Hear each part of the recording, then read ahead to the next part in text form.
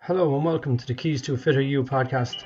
My name is Darren Keys, the owner of Key Fitness, and I really would like to help you to achieve your goals. So I hope you can join me as I get the chance to talk and chat with some very inspiring and very knowledgeable people as we explore the keys to a fitter you.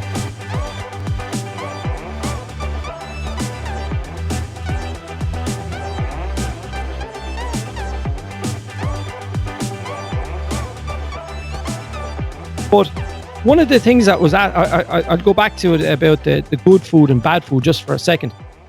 One of the people in the group asked probably a simple answer: frozen food versus fresh food. Richie, is there a difference? There is. Okay.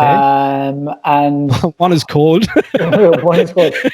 Here's what I'll say. My simple response is I use and recommend frozen foods all the time. Okay. And I have a reason for that, and it's because I'll put it to you like this: if you go out into a field and you harvest a pile of peas, right? Okay. Those peas have two options, right? They can go from either the farm to a supermarket eventually, or they can go to a factory to be frozen, right? If they go to if they go to the supermarket, right, they're going to go to the processing plant first. They'll be processed. That'll take a few hours. They'll be put into bags. If they're fresh now, they may wait there until the next day to get shipped out to a distribution center. Depending on where they're going, they might be going to another country. That might take a few days. So some vegetables, right, some fresh vegetables that you see on the shelves, they may have been out of the ground or off the plant for about 2 weeks. Okay. Right. The second they're off the plant, they are losing nutrients, right? Yep. Whereas if they're a frozen vegetable, they're getting harvested, and within a few hours, they're frozen. And once they're frozen, things don't change. They're not losing any more nutrients. Now, some nutrients get lost in frozen, like vitamin A, not vitamin A specifically, beta carotene. You lose a bit of that considerably in frozen foods. But everything else, all the minerals, and when I say all the minerals, 100% of the minerals that are in a fresh plant are still in the frozen plant. Okay, right. They do not. You're not losing those. So I say to people, if frozen vegetables make your life easier, and if frozen vegetables mean that you are eating more vegetables now than you did before, eat your feckin' frozen vegetables. Okay, right? I think get them into you. I think we're in a terrible world now where everybody sees, and again, Instagram is a nightmare for this. It's like you see people and they'll be like, "Oh, I've got my farm fresh, organic kale, whatever that And people think, geez, do I need to eat like that? No, you do not need to eat like that. You can get some absolutely non-organic frozen vegetables that will stay in your freezer forever. That'll be cheaper and easier for you to prepare. And will make sure that you eat vegetables instead of focusing on what some gobshite influencer is trying to sell you on Instagram. Yeah. I like amongst friends, you're talking to the Irish, you can say what you like. So the thing I like about, we say, watching your stories and stuff, Richie, on Instagram, is that you're not afraid to go into a supermarket and pick up something that someone else might deem, oh, Jesus, he's buying something that was previously prepared, or he's buying something that's a soup that's already made, or it's a frozen vegetable or anything like that. And I think that's really good for people to see. Is there anything like that makes you do that? Is that just how you shop, or is it, we say, a way for you to teach people? Is you know what I mean, or is it a bit of both? I'll tell you, I learned this the hard way, because like I said, I've gone through every different type of diet in the world, and I've made every flipping kind of mistake. And I had this whole high and mighty self-righteous phase where I was thinking everything that I make, I need to make myself. All the sauces that I make, I need to make them from scratch myself to make sure that they're 100% good. One, that takes a feckin' lot of time, okay? It takes a ridiculous amount of time. And people have lives outside of their food. At least they should have.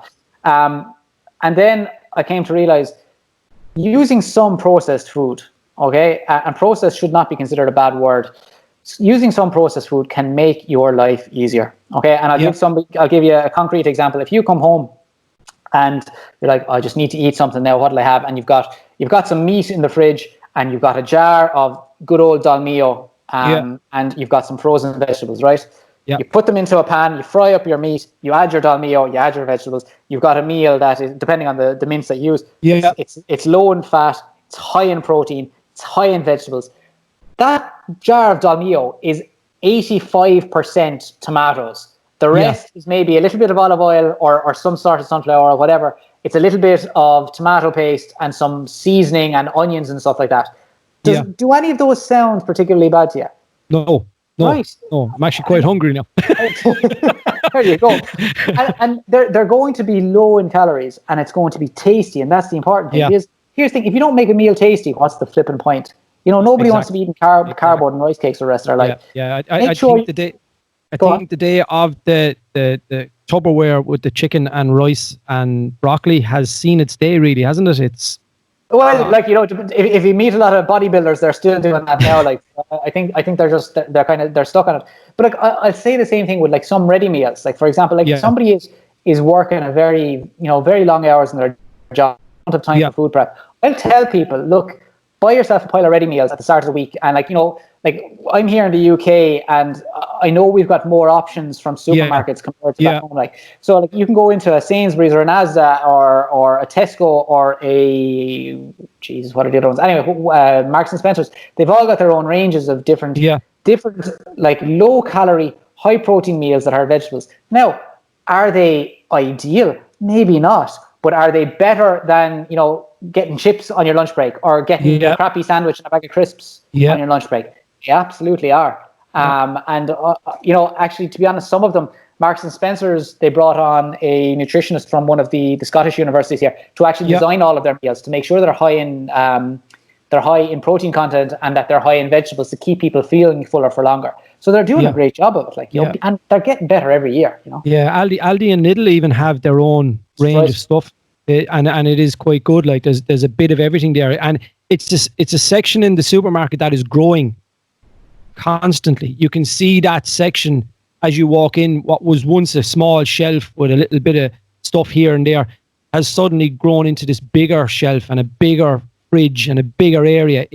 I think people are definitely going more that direction where they are looking for maybe the fast food, but the healthier option, fast food, the stuff that they can come home, throw it in the microwave, bing, job done. So it's definitely something that people is growing part of the supermarket industry. Anyway, definitely. And there are pros and cons to it, Dermot. I'll say this. I think everybody should be able to cook. I've had conversations. I've done my own podcast about this, and I've spoken with a lot of people about it. I think everybody should be able to cook because it frees up what you can do at home, and I think it's a wonderful life skill to have. Yeah. That said, I completely understand that not everybody has time to cook all the time, and that's where these meals come into play. And they make your life easier. And if you want to be successful on a diet, make it easy. Make it easy to implement, and those meals can help a lot with that. That's probably something that I'm hoping people will take away from this when it's all done. That actually to make it easy. Make it easy. Make it easy on themselves. Find what will stop that hairdresser going X amount of hours without eating. Find those little meals that will make that work for them. One of the other things that one of the group asked was when you mention protein, fats, and carbs and stuff like that. Is there a set amount someone should be aiming to get every day? And just to follow that question up is there, immediately when we think of proteins nowadays, it's supplements, and you'll think fish and chicken and stuff. Is there certain types of supplements, or is there certain types of, we say, meat, fish that you'd be recommending against? I know it's a pretty big question, but is there stuff out there you'd be saying, look, stay away from that maybe, or choose this piece of beef versus that piece of beef, or this sort of chicken? I know it's a pretty big kind of a question to ask and open-ended, but would there be anything? It's a tough one. So I'll go back to the start of that and like to talk about how much people should be eating. So it's very, very much an individual thing, how much somebody eats. It can be based on your activity levels. It can be based on your age, for example, especially in my research. We're working with older populations and their protein requirements go up as they get older. But I'd say to people, I never use, the thing is called a macro split, where they say you should have 25% this, 35% that. I never use that because I just don't think it works. I think, people should be eating enough calories to reach their goals. Okay. And that means if somebody's trying to gain weight, they need to be eating extra. If they're trying to maintain weight, they should be eating just enough. And if they're trying to lose weight, they're eating a bit less. Yeah. When it comes to protein, I say to people, now some people go, they aim for a lot. I would say to most people, if you aim, and this is going to sound very technical, right? But it doesn't have to be. I would say aim for 1.2 grams of protein per kilogram of body weight. So if somebody weighs 70 kilograms, multiply that by 1.2, and that'll tell you, and I'm going to do it on my calculator right here because I can't do it in my head. Glad you didn't ask me to do it because I was crap at maths. Okay, so if somebody's 70 kilos and they eat 1.2 grams of protein, it's 84 grams of protein a day. Split that up amongst 3 meals, and that would be 30 grams of protein. And that's actually a good number to aim for. 30 grams of protein a meal is a decent number if you're a relatively young person. If you're older, you should be aiming for more. And I think that's a good number. When it comes to fat, I think a good even number, and here's my heuristic for it, my little rule of thumb. If you're a relatively stable weight and you're happy enough with your weight, healthy weight, I would say whatever your height is in centimeters, take 100 off that, and that's how much fat you can have. And that's a good fat level to aim for. So for example, I'm a little midget, so I'm only 172 or something like that. So take 100 off that, 72 grams of fat a day is a good, just somewhere around there is a fine. And then whatever your carbohydrates are, whatever your energy needs are. If you're very active, eat more carbohydrates. That's the way I see it. Now I'm after forgetting the second part of that question. What was it? Oh, about the would there be particular meats and fish that you would be kind of advising people to maybe not stay away from completely, but maybe that moderated a little bit more than something else? I know I'm a big fan of steak. Big fan of steak.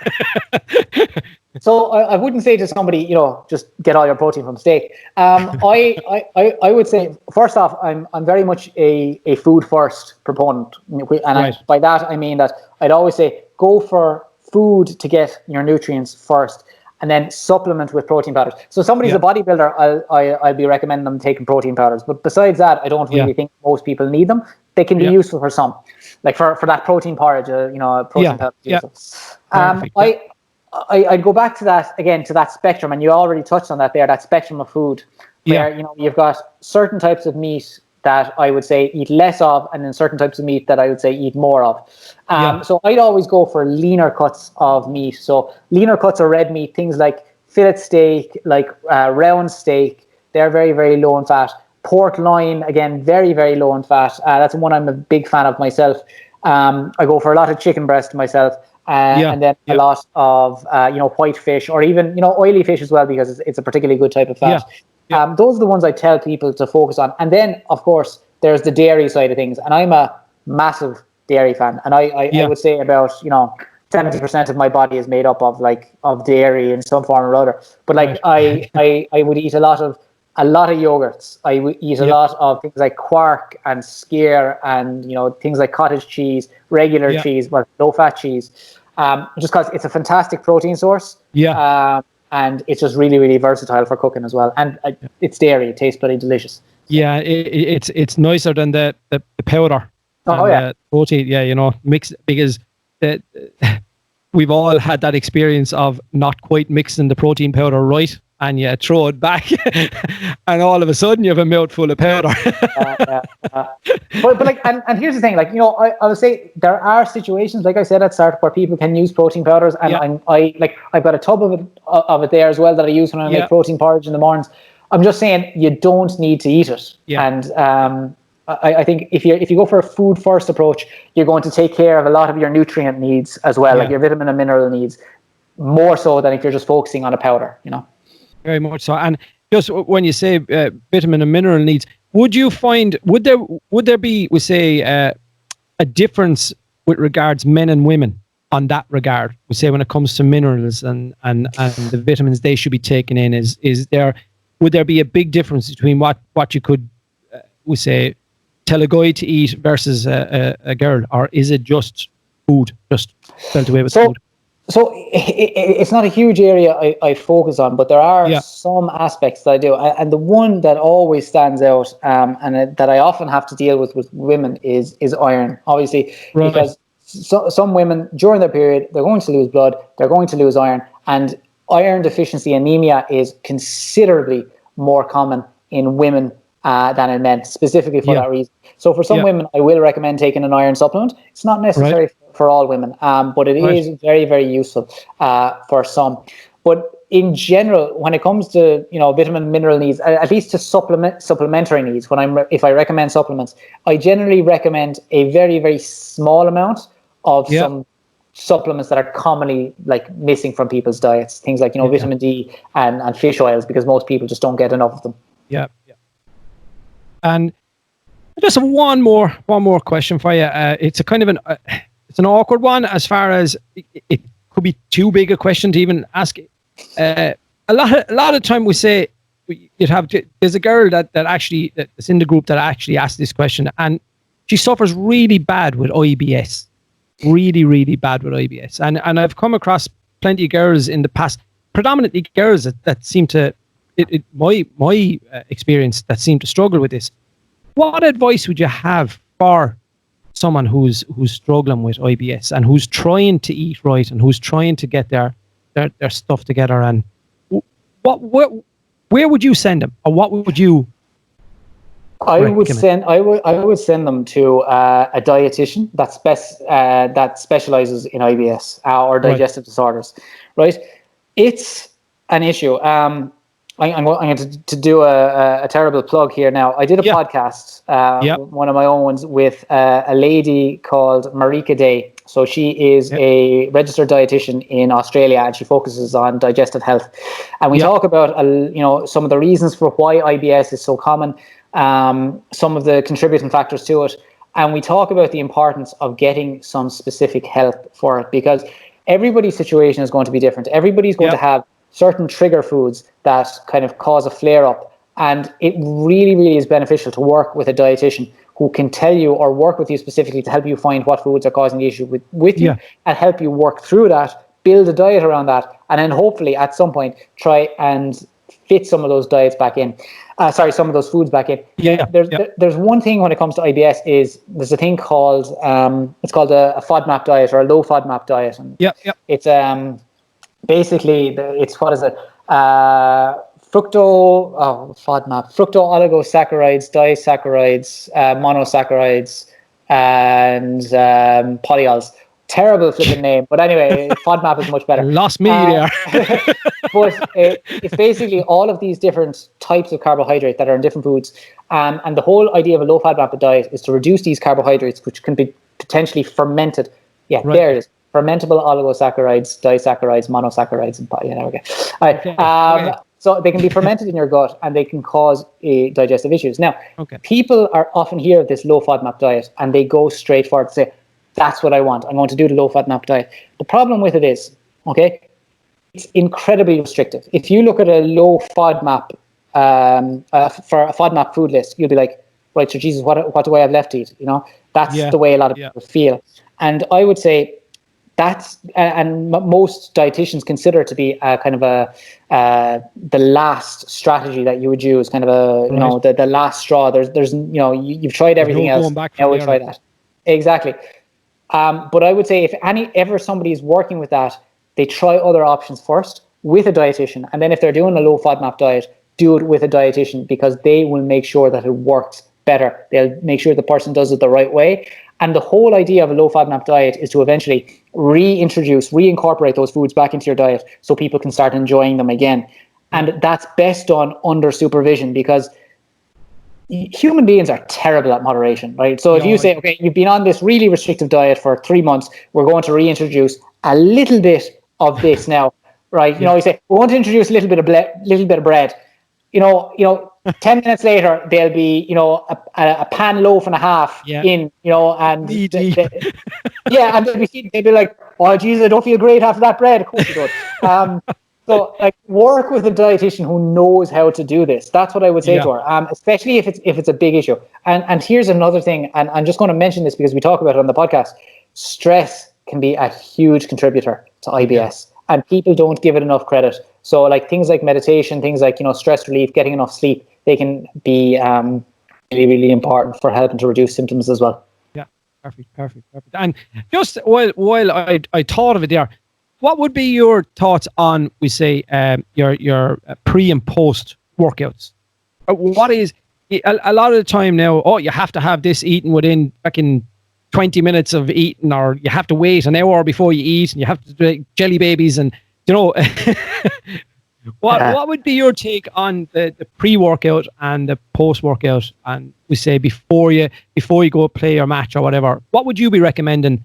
And would there be a time scale that if someone was going to go to the gym or go to do their training, or again, is that all individual? So it does depend on the sport. It depends on the level that somebody's going to compete with. Like, you know, if you're talking to, you know, somebody who is, you know, in their 60s and they're going to the gym every now and then just to feel a little bit better, I would say don't worry as much as somebody who is like an elite GAA athlete and they're you know, trying to improve their performance significantly. I'll say this with the gym, right? It is important that you eat protein around your workouts. Okay. I would say if you want to get the most out of your workout, you want to, you know, have some carbohydrates and some protein about an hour before you work out. That way it's digested into your system and you can go in there. I'd say drop some caffeine about 45 minutes before you go in as well. And that'll be in your system just in time for you to start, because I see people down in the monster as they go into the gym. That caffeine is not going to be in your system for another 45 minutes, so there's no fucking point to it. It's just completely placebo. And then I would say after your session, get some food in within like about 2 hours or something like that. You don't need to run home. You don't need to down a protein shake straight away. Your muscles aren't going to waste away. But if somebody's goal is to build a lot of muscle, I would say get that muscle, that protein in, and then if they really, really want to build a lot of muscle, try taking some more protein, within 3 or 4 hours after that meal as well. Like, just get regular protein feedings in to help build muscle. If it comes to a match for GAA, it's all about carbs. I'd say eat a load of carbs the day before. Make sure you've got plenty in your system. Get plenty in the morning of. Get plenty in an hour before. Don't try anything new. Okay, like that's the big one. Like I've worked with athletes, I've worked with cyclists in the past, and my big thing is don't try anything new on the day. That can go badly wrong. Oh, it can go terrible. Like you see people like I tried one of those new gel packs today for didn't go down well, it didn't sit well in my stomach. Why the hell would you try race day? Or why would you try that on match day? Don't do silly things like that. Eat what you normally eat plenty of carbs the day before, eat some carbs before you go in, and play your socks off. That's what I say. Plenty of water. So, Richie, we're almost finished, and I want to say thanks very much for taking the time out to have a chat, and hopefully some of the crew will enjoy and get some gems from that. Your podcast, the Health Scientist, how's it going, Richie? I've listened to some of the episodes. Really, really good stuff. I recently listened to one last week or the week before, and you were speaking about the tribal food tribes. It was really interesting, and kind of mad. So I'd be recommending people to have a listen to some of that stuff. It's really good. You enjoying the podcast? I love it. The reason I started with it is because I wanted to speak with people who were experts and they knew things about certain areas of nutrition that I don't know well myself. And the whole idea originally was just like, I want to learn more about this. I'm sure other people will want to hear about it too. And it just became a podcast. I started because I do them all as Instagram lives, and so they go out live. I just record that and then I put it out as a podcast, and it's been going well. I've had some fantastic guests on. Been very, very lucky with that. Still going strong. I've had one there 2 days ago. I've got another one basically have one lined up for every week now. I took a bit of a break there over the summer, and now getting straight back into it again. Brilliant. And what's the most surprise? What's the one thing you've done or heard through all those podcasts that made you go, oh, geez? Oh, geez, that's a tough one right there. Actually, I'll tell you, because I did one 2 days ago with a lovely lady called Jenny Rossborough, who she's actually the head of nutrition at Jamie Oliver. So Jamie Oliver obviously has a company called Jamie Oliver, and she's the head of nutrition there. And we were talking about food insecurity and people not having enough food. And we were talking about some kids in the UK, and basically, like, there's this thing called holiday hunger, and I'd never heard of this before. Jesus. And basically what it is so a lot of these kids from disadvantaged backgrounds, they get meals provided for them at school, and for some of them that might be the only decent hot meal they get in a day. And when they're on the summer holidays, on the school holidays, they don't get that at all. I had no idea, and I'm being completely honest with you, I had to hold back tears when I was thinking about this actually happening, that this is a reality. And like, you know, actually in a developed country, you're thinking developed country, like it's. Poverty is a big thing. Like, you know, you don't think of it, like the UK is a rich country, but poverty is still here, you know, and I'm sure it's in Ireland as well. And you know, yourself and myself, thank God, you know, we came from backgrounds where, like, you know, I can say I grew up, I never missed a meal. My mother made sure that, like, you know, you know, we're very food secure. But food insecurity, where families don't have access to enough food, is a very real thing, even in developed countries, and we don't think about it. And I suppose that's one thing that really struck me lately. It had a big effect on me.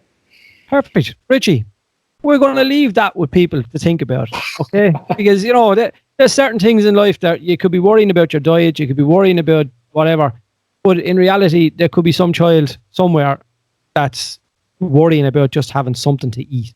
Yeah. You know? So the bigger picture for me, it should be about enjoyment in life, food, exercise, family, whatever it is. So getting too stressed out about not dropping your pound or dropping your 2 pounds, it's pretty small stuff, really, isn't it? Exactly, yeah. Richie, thank you very much. And just for anyone who's been watching this or listening to it, go check out Richie on. I've listened to you on Spotify. Are you on iTunes as well, or Spotify, iTunes, anywhere you can get a good podcast. Instagram. Come over to Instagram, and it's not The Health Scientist, it's still Be More Nutrition on Instagram. So if anybody wants to find me that way. Perfect. Lovely. Richie, it's been a pleasure as always. Thank you very much, sir. Thank you.